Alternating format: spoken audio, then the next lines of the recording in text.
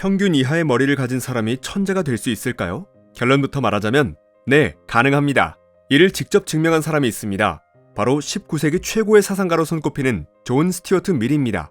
그는 현대 민주주의의 사상적 기반을 제공했고 필생의 역작으로 꼽히는 정치-경제학 원리로 정치학은 물론 경제학에도 정통한 최후의 정치-경제학자로 인정받는 사람입니다. 그는 처음부터 엄청난 업적을 쌓은 천재는 아니었습니다. 다만 남들과는 다른 독서법을 실천했을 뿐입니다. 오늘 영상에서는 존 스튜어트 밀이 직접 사용했던 독서법으로서 지금까지 200년 동안 윈스턴 처칠, 토머스 에디슨, 아인슈타인 등 수많은 천재를 탄생시킨 7단계 독서법을 소개해드리겠습니다. 이 독서법은 특히 어려운 내용의 책을 정복하는 데 매우 효과가 있음은 물론 한 분야의 전문가까지도 되게 만드니 여러분도 꼭 따라해보시기 바랍니다. 1단계, 어려운 책을 읽기 전에 먼저 해설서를 읽어라. 어려운 주제의 책을 읽는 것은 언제나 고역입니다. 읽기도 전에 두려움이 앞섭니다. 이럴 땐 억지로 꾸역꾸역 읽는 것이 별다른 효과를 남기기 어렵습니다. 이럴 땐 어려운 책을 읽기 전에 그 책을 쉽게 풀어서 설명한 해설서를 먼저 보는 것이 좋습니다. 해설서를 보면서 어려운 주제의 책에 대한 두려움을 없앨 수 있는 것입니다. 또한 해설서를 보고 어려운 책을 읽게 되면 자신감과 함께 쉽게 쑥쑥 읽히는 자신을 발견할 수 있습니다. 해설서를 먼저 보는 것이 시간 낭비라고 생각하는 분이 있을 수도 있습니다. 그러나 절대 그렇지 않습니다. 해설서 없이 어려운 책을 10번 읽는 것보다 해설서를 먼저 읽고 어려운 책을 한 번 읽는 것이 훨씬 이해도와 지식 습득이 빠릅니다. 2단계, 이해가 잘 되지 않더라도 빠르게 통독하라.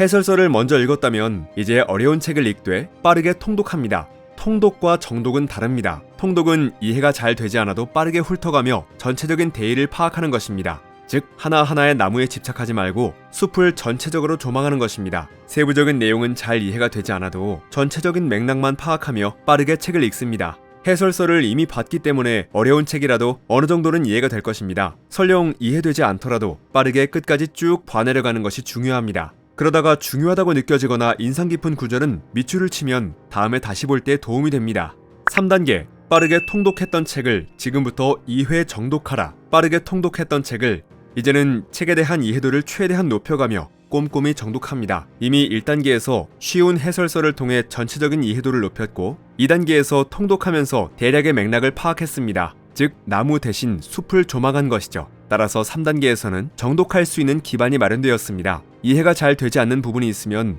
반복해서 읽어가며 이해하도록 노력합니다. 이렇게 읽어가는 과정에서 자신의 의견을 따로 메모해보는 것도 좋습니다. 이런 식으로 2회 정독합니다. 4단계, 2회 정독을 마친 후에 주요 구문을 필사하라. 정독을 2회 한 후에 중요한 핵심 내용의 주요 구문을 별도의 노트에 필사합니다. 이 필사는 본 독서법에서 가장 중요한 핵심입니다. 필사하다 보면 자연스럽게 정독했던 책의 내용이 머릿속에 정리가 됩니다.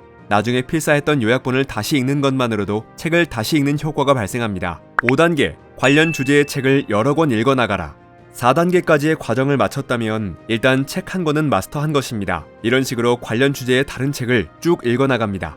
이때 1단계에서 4단계까지의 과정을 반복합니다. 관련 주제의 다른 책을 읽다 보면 이해하기도 더 쉬워질 뿐만 아니라 이 분야에 대해서 좀 더 넓고 깊은 지식을 가지게 됩니다. 단편적인 지식이 아니라 복합적이고 깊은 통찰을 얻게 될 수 있는 것이죠. 이렇게 한 분야에 대해서 방대한 독서량을 가지게 되면 머지않아 그 분야의 전문가적인 지식을 보유하게 될 것입니다. 6단계, 토론하며 남에게 가르쳐라. 그 다음에는 독서를 완성하기 위해 토론이라는 방법을 이용합니다. 밀은 어린 시절부터 항상 아버지와 함께 그날 배운 내용을 토론함으로써 온전히 자신의 것으로 만들었죠. 그리고 아버지의 가르침에 따라 날마다 자신이 배운 것을 동생에게 가르쳐 주었습니다. 비록 이 시간 때문에 공부할 시간까지 빼앗겼지만 훗날 그는 이 훈련을 통해 많은 소득을 얻을 수 있었다고 인정했습니다. 지식을 단순히 수동적으로 받아들이는 것보다 자신이 학생을 가르치는 선생님이 되었다는 마인드로 남에게 가르쳐보세요. 가르칠 때 우리의 뇌는 더 집중하게 되고 더 폭넓게 사고하게 되며 더 깊게 이해하게 됩니다. 가르침을 통해 한 번 더 생각하고 표현함으로써 지식을 완전히 자신의 것으로 만들 수 있었다고 합니다.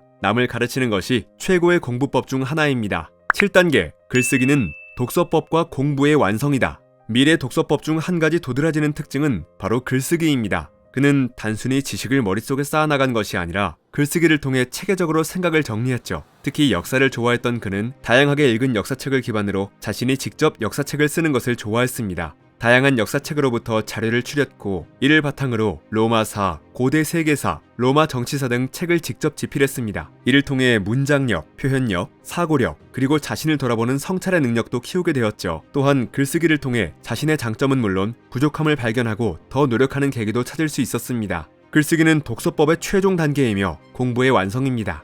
지금까지 7단계 독서법을 소개해드렸습니다.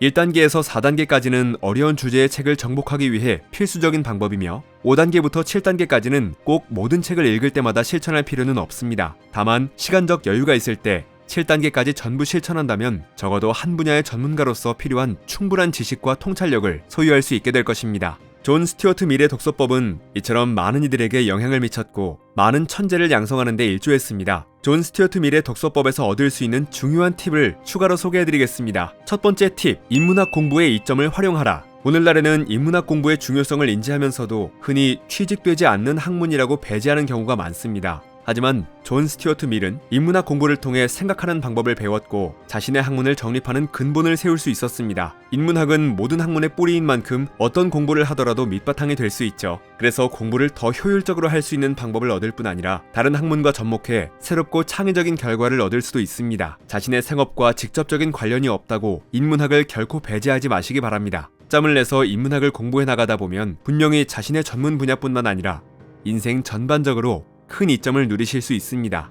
두 번째 팁, 아웃풋의 중요성을 인지하라. 밀은 단순히 지식을 인풋하는 데 그치지 않고 끊임없이 아웃풋을 했기에 자신이 얻은 지식과 온전한 일체가 될 수 있었습니다. 독서가 지식의 인풋이라면 그의 아버지와 했던 토론, 동생을 가르침은 모두 지식의 아웃풋입니다. 지식을 머릿속에만 묵히면 시간이 지나면서 망각하게 되죠. 그런데 아웃풋을 통해 생각, 비판, 수정, 발표라는 사이클을 거친다면 다시 새롭게 머릿속에 들어옵니다. 미처 생각하지 못했던 바를 상대방으로부터 얻을 수 있으므로 이 과정을 통해 얻은 지식이 진정한 지식이 되는 것입니다. 이처럼 공부의 원칙을 알고 제대로 된 공부법으로 공부할 수 있다면 훨씬 효율적이고 실질적이며 적용 가능한 지식을 얻을 수 있을 것입니다.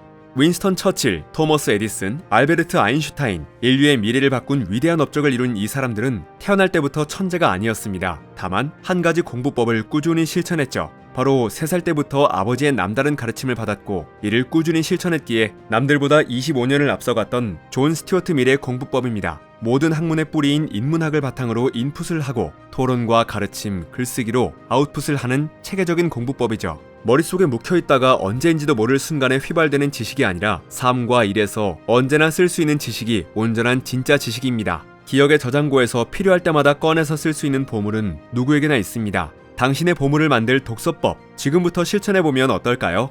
책갈피였습니다. 당신의 성공과 행복을 응원합니다.